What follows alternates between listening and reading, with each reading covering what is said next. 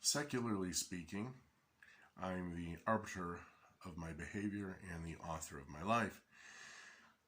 Okay, that was just like really literary. Okay, I'm going to end my fast at 55 hours according to religious standards, I guess. If you're, well, I guess if you're talking about the Jewish um, minor fast, then it's technically after dark. um, and I'm going to actually have some, what they call in Mexico, caldo. The rest of you know it as bone broth.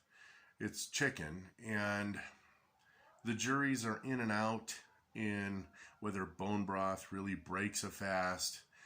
Of course, bone broth does have protein in it. It's got lots of nutrients. It's got all the B vitamins. And ordinarily, I wouldn't have broken it. I would have waited the full 72 hours for anything. Of course, again, I've been doing apple cider vinegar and some, lime just to keep my potassium up. Again, there's no reason to be an idiot about this kind of thing. So I'm doing it because originally my wife was supposed to have an appointment with the doctor, and we were going to kind of splurge, if you will, as a congratulations for a 6-month appointment. And they had postponed it from Monday to Thursday. So I said, oh, what the hell?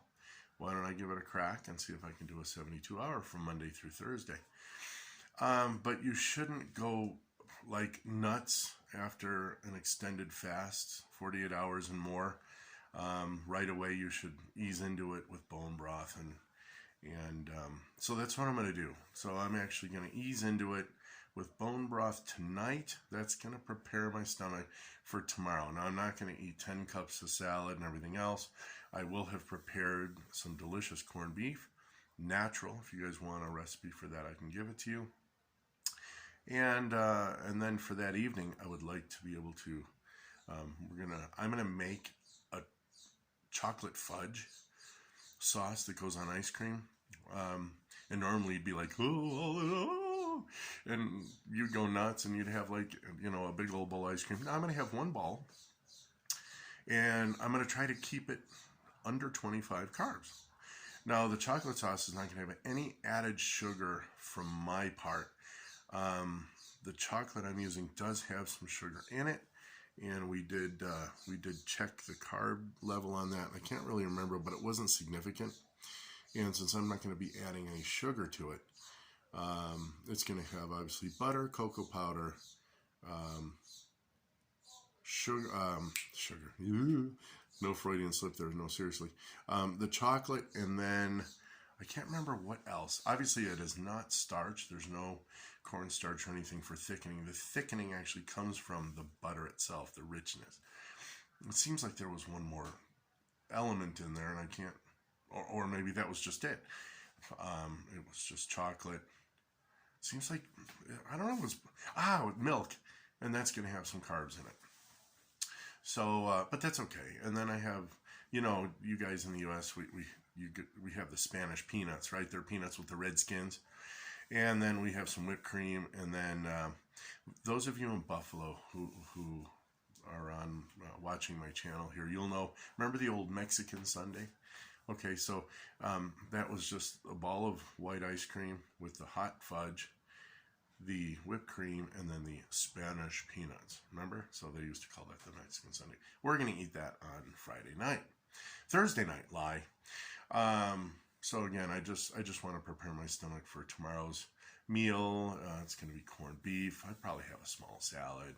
And again, super carb friendly, like keto friendly, no carb on that. But yeah, come ice cream, that's gonna knock me back out of keto. But you know what? We're gonna be modifying this diet a little bit. I've done more research, so you've kind of seen my genesis. You've seen my process here. I understand that, believe it or not, intermittent fasting is the most important, really, part of this. Unless you're insulin resistant, then you really do need to knock the carbs get rid of those darn things until your cells start opening back up. Intermittent fasting. Try to go 18 and 6 if you can, or even a full 24 hours. Do a 24 hour and then not, and then 24 hour and then not. Okay, so you can do like an 18-6 and then a 24 hour, 18-6, 24 hour. That's what I do. And that definitely, if I had insulin resistance, which there are a couple things that happen in my body that I know I was most likely getting on toward insulin resistance to a level which I really shouldn't like. Now that was back in August, and here through my plateau period at 109. So I imagine the salt content in the bone broth will retain a little bit of liquid, will hold itself. So I'll try to weigh myself just before I eat the bone broth, and we'll find out what's going on. So I'm going to end the fast here a little early, but technically not. If bone broth indeed doesn't quite break a fast, but you know, the purists will say, oh, it sure does. But you know what? There's just aren't a whole. There's zero carbs, of course, and any of the calories is going to come from protein and any of the minerals and things that are left in the bone. That's cool. I mean, you know, I'm still proud of myself. I said I was going to do something. I did it. Time constraints and other things are kind of forcing me to end this slightly earlier, getting my stomach prepared for tomorrow so that I can enjoy some food time with the missus. You know what I mean? All right, guys. So I'll catch you back later on what I'm going to do for the future. All right. We'll talk soon. Bye.